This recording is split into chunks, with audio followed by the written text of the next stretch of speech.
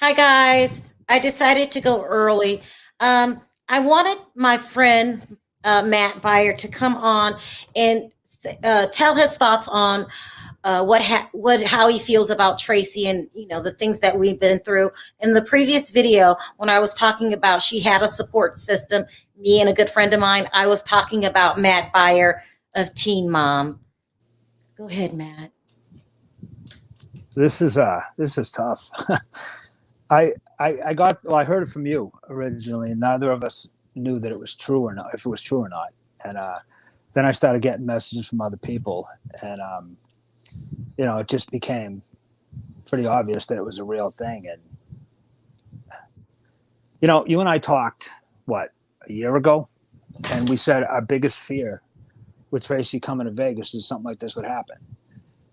But I don't think even during that conversation we ever really thought this would happen. You know what I mean? It's sad. Tracie was a good person. She really was. And I unfortunately I haven't seen her in God a year maybe. I've only talked to her a few times in the last even months or so. She was living her life the way she wanted to live it, and she would message every once in a while just to check in, or ask for advice about something, or whatnot. But she was she was living her life, and she was living her life the way she wanted to live it. And we talked about this before, Sharrell. She lived very unapologetically. I saw your video earlier when you talked about how you asked her if she was still using it, and she just flat out said yeah. And I remember asking her one day, I said, do you want to get clean? And she said, no, I don't.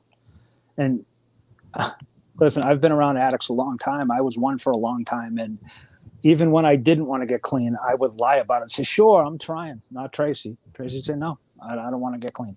Um, this is heartbreaking. This really is. And to the first of all, my heart goes out to Clint, because I don't care if they weren't together or not, or if they were divorced legally or not. Who cares? I know in some way they still had love for each other, and that was her husband. And send your love to Clint Brady today, because I know that if nothing else, he definitely loved her at some point, and he just lost his wife, his ex-wife, and that's hard. I don't care what their relationship, it was contentious or whatever it was. Now I don't care. That's heartbreaking. And anybody that was involved in Tracie's life, her family, her mom, and her friend Lily, and all these people, it's terrible. It's Ben, I wanted to talk to you about what how we tried to be there for her, especially you. Money, going out in the middle of the night, phone calls, looking for her when she would go missing, Yeah, that and why this is so heartbreaking to you. We tried. we tried. And that was when Tracie first came to Vegas, and I moved a while ago, but I she used to call. And listen, a lot of times addicts have weird hours, and Tracie's hours were between the hours of 10 a.m. or 10 p.m. and 9 a.m. That was It was her always night, yeah. that was her prime time. So sometimes the phone would ring at 2:30 in the morning, and hey, I'm at such and such a place. Can you come get me? Or hey, can you give me some money? And she would never lie about what it was for. You know what I mean? And it was always drug denominations, 40, $80 here and there. And you know she knew when she first got here that that my door was always open, and she had been over a few times, and we would talk. But she lived a completely different lifestyle than I lived. So I told her I will always be your friend, but I can't. There's just so many times you can go out at 2:30 in the morning looking for her on the Vegas Strip, because.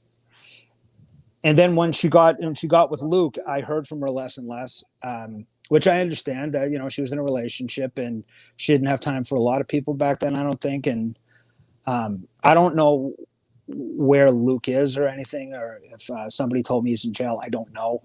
But that was his girlfriend, and the mother of his child. So my heart goes out to him too.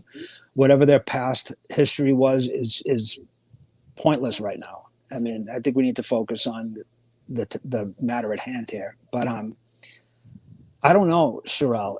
You and I would talk. You'd call me and just say, "I'm worried about Tracie," Yeah. and I'd say, "I am too." But I remember the last time we talked about this. I remember saying to you, "Tracie's a big girl and she's going to do what she wants." And ooh, this is tough. Tracie was my friend, and she will always. I will always consider Tracie my friend. And she was a handful sometimes. I mean, you never know what was going to come out of her mouth or what Yeah. what shenanigans she was getting into. But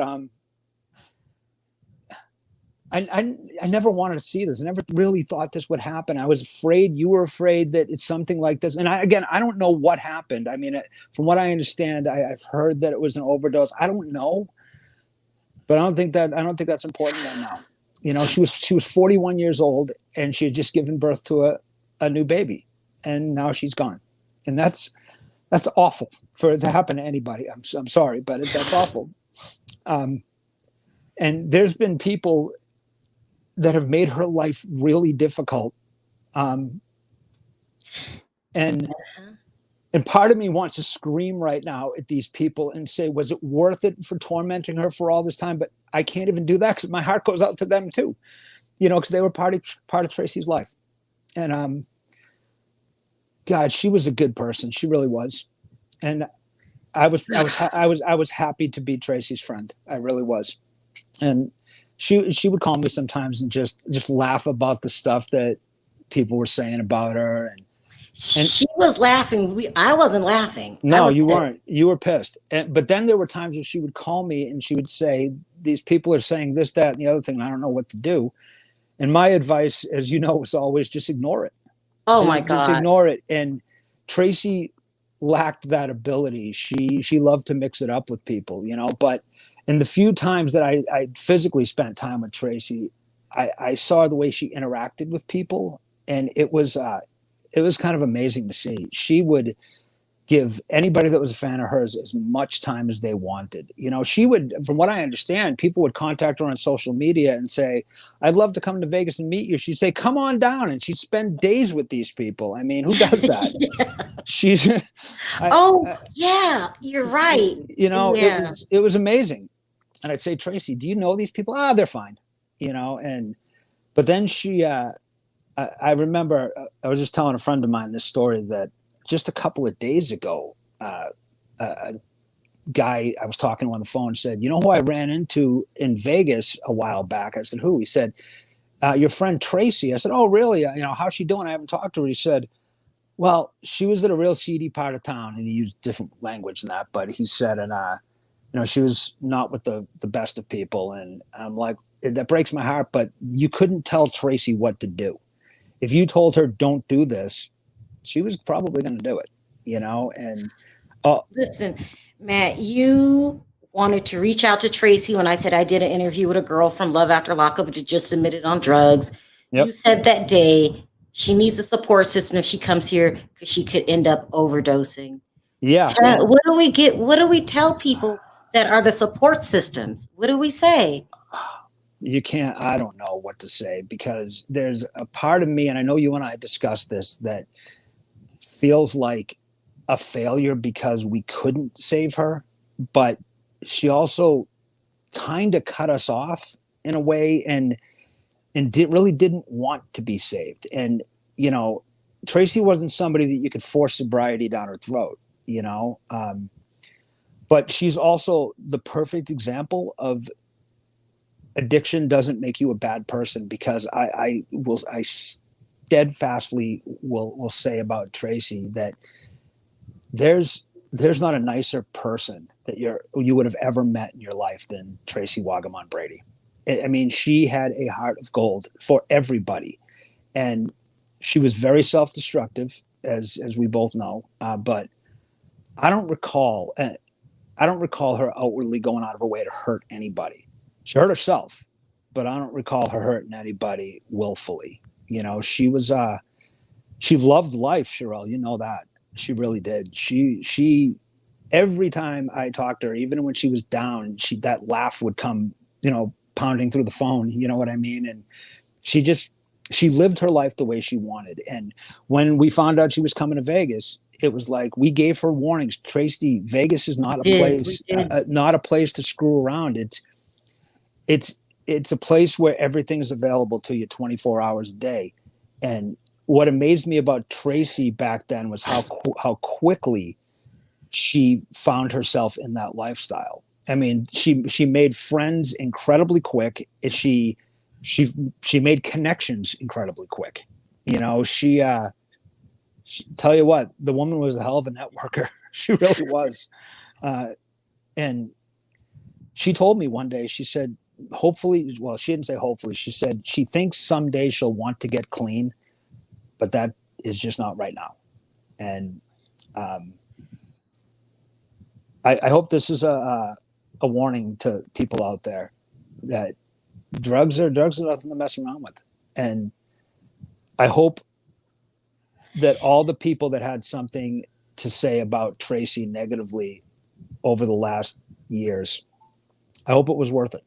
I really do, because now she's not there to be your punching bag anymore. It was hard to watch. We would see people go on repeatedly and just drag her and say all kinds of things. And Sharrell, I'm not saying that about anybody in particular. I'm saying Tracie was the target of a lot of different people. Even a lot of people. I said a lot. Yeah. I mean, but I've never heard anybody say that Tracie's a bad person, and she wasn't. She was. She would give you the shirt off of her back. She would do anything for a total stranger. And I told you the story, and it bears repeating. The first time I met Tracie was at the beginning of the pandemic, and she said, "Hey, meet me down." I think it was Bowie's, and I had gone down there, and Tracie gave me a mask, and a brand new mask, and I said, "Well, what'd you give me this for?" I didn't know if you'd have a mask, and it still had the price tag on it. It was $9.99.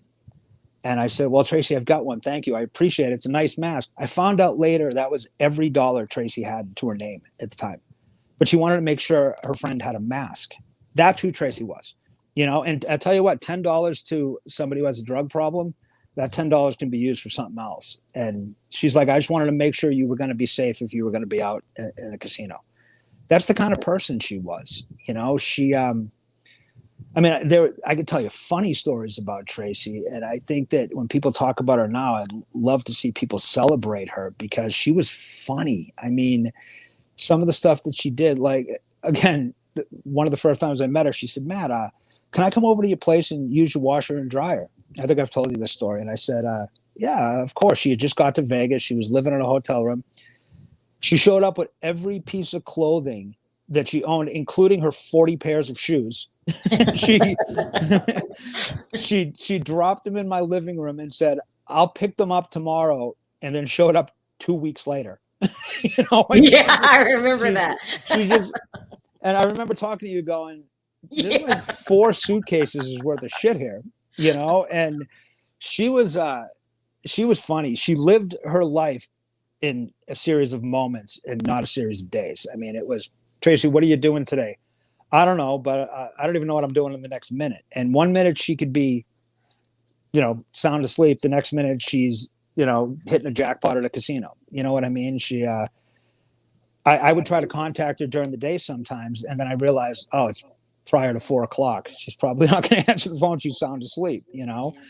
But I remember one time she called me up and she had just hit a jackpot on a slot machine, and she said, "Listen, I need you to hold some of this money for me so I don't blow it." I remember that. Remember this? And I said, "Okay." She told me how much it was. I said, "Where are you?" She said she was the Flamingo. I thought I was the Flamingo or something. So I said, "All right, I'll meet you down there in like 45 minutes. She said, "All right." I get there. I text her. I said, "Where are you?" She describes where she is. I walk up to her. I say, "Okay, I'll grab an envelope." She goes, "Well, I don't have it anymore." And I said, "What? Did you buy a new car by chance?" "Well, no, I went over to the blackjack table and then I went," and she just starts laughing. And I thought, she is something else. She's a piece of work. And she was great. She really was. She brought a lot of joy, and to anybody that met her, she brought a lot of joy too. And I'm really, really, really proud to say that Tracie Wagaman was my friend. I really am. So, yeah, my heart hurts a lot. I didn't want to believe it at first, and then I thought it was some kind of a sick joke, and then I thought nobody's going to make something like this up, and you know, and then when you called me, I broke down pretty hard. I think that was So my I friend. wanted you to come on and speak your piece, and it wasn't all bad. We had good times. Yeah, yeah. I can't think of. I mean, I didn't spend a lot of time with her, but even talking to her on the phone, I don't think of a bad interaction that I ever had with Tracie. Yeah. I mean, there were times when, you know, she was a little too far gone, and she'd call at 2:30 in the morning. And I remember one time she called and asked me to come find her, and she couldn't really describe where she was. And I remember saying, I'm not going to go drive around Las Vegas looking for you. You know, you need to get your shit together, jump in an Uber. And I remember I sent her money for an Uber. And then I remember not hearing from her for a couple of days, and I was really concerned about her. But I mean, there were times where she would, test your patience. You know this, Yeah, yeah, but yeah. she didn't do it on purpose. She just lived her life the way she wanted, and she was so unapologetic about it. And I said this before. Last time I interviewed with you, I said I admired that about her. She did not hide who she was, but she also, in my opinion, didn't have a bad bone in her body.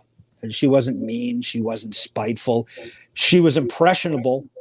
I mean, and I think there are certain people out there that knew that about her, that they could tell her one thing that wasn't necessarily accurate just to see how she would react, or just to get under her skin. But she wasn't stupid by any means. Tracie was smart. She was just, drugs are a tough thing. They really are. And if you have a drug addict in your life, I would hug them tonight, because remember, Tracie Wagaman was 41 years old, and she had a little bit of fame. She had people that cared about her. She was living a happy life as far as I knew. And again, I don't know what happened with her and her boyfriend. It's not for me to comment on. And if he's watching this, my heart goes out to you too. But I don't even know what to say, Sharrell. I'm very rarely at a loss for words, but this is. You hardly ever come on camera either, so No, you're devastated. I was devastated to hear this. I lost a friend today, and just because we haven't seen each other in 12 plus months and only talked a few times doesn't mean she wasn't my friend. It means that she was living her life, I was living mine, and it's.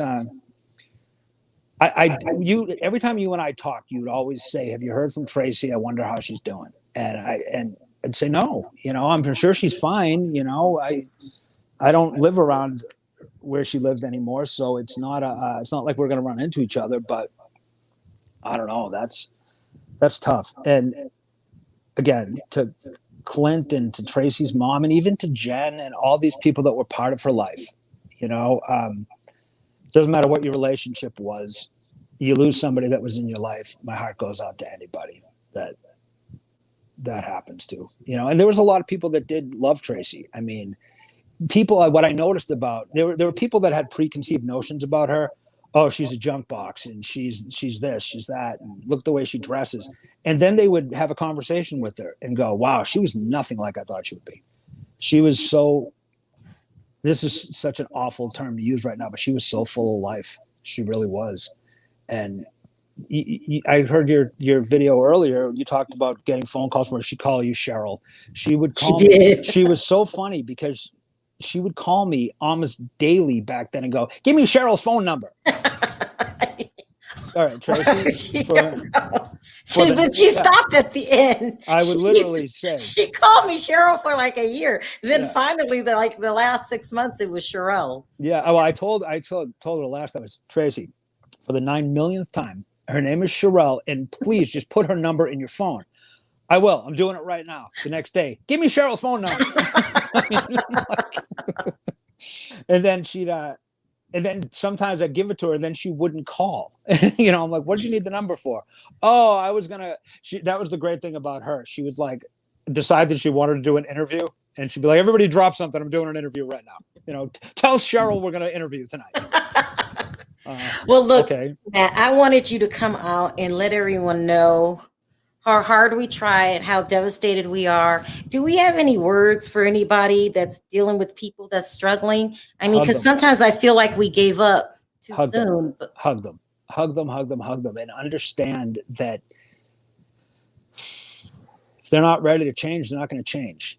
But do not judge people by their addiction. Addiction is an illness. Addiction is a disease like anything else. And people say drug addicts are weak. Well, to those of you who say that, I welcome you to sometimes or sometime in the future go through opiate withdrawal or alcohol withdrawal and get the DTs. Or is it bad?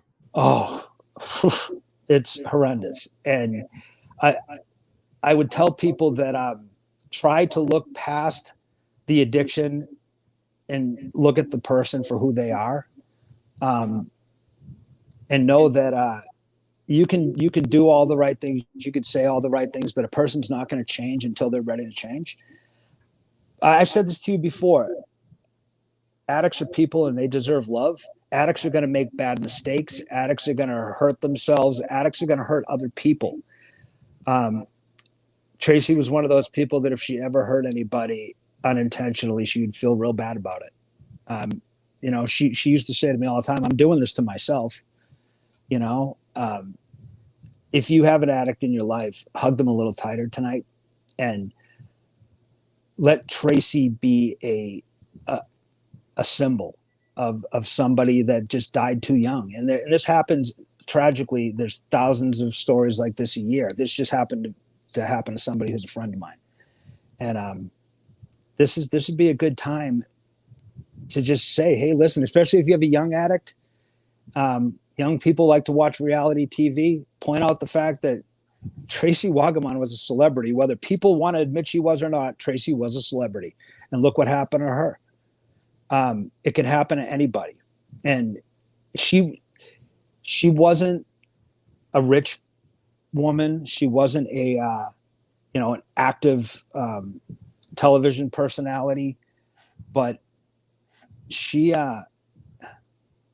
loved that little celebrity life that she had. She loved being recognized. She loved talking to her fans, and then when she did her OnlyFans thing to the people that, I've been wanting to say this for a while, actually. And if it comes off blunt, I apologize. But to the people that all said, "Oh, what kind of a whore would do OnlyFans?"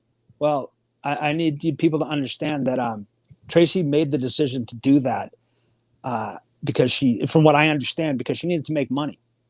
And with Tracie's reputation and addiction and history of felonies and whatnot, it's not like people were lining up to give her a job. So she did what she had to do to survive. She still had to pay to stay places every night. And she still had to get around. She still had to eat, So anybody that judged her for doing that, shame on you. She needed to make money. And I remember when Tracie told me she was doing that, I don't know what she told other people. She told me she wasn't incredibly proud of what she was doing, but she said it was necessary. And good for her. Good for her. Mm-hmm. She lived her life the way she wanted. And if you think about Tracie in the future, please think of what a good person she was, and don't slander her good name. The woman has gone way too soon. And again, to everybody in her life, God bless you tonight. And I'm horrified by this. And Tracie, if you're listening, I love you, my friend, and I always will. So she was my friend, proudly. Anyway, thanks, Matt. I know I wanted you to come on and speak your piece. Yeah, we went through a lot, and for it to turn out this way is just sad. Yeah. We tried, and if people think that she didn't have anyone in her life that loved her or support system, she did. You go, all right, friend, let's go. Let's go. Yeah. Thank you guys for listening. Thanks, Sharrell. All right. Bye, guys.